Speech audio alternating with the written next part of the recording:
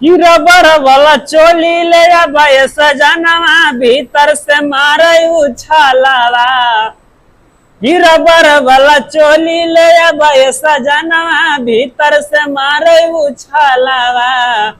अरे पीसी मसलवा तहिले दूतलवा देखो है देवरा दो गलावा।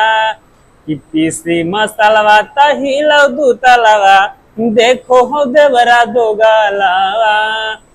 कि रबर वाला चोली ले आबे सजनवा और भीतर से मारे उछालावा।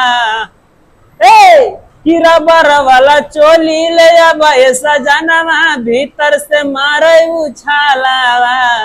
और पीसी मसलवा तो हिले दूतलवा देखेला देवरा दो गलावा।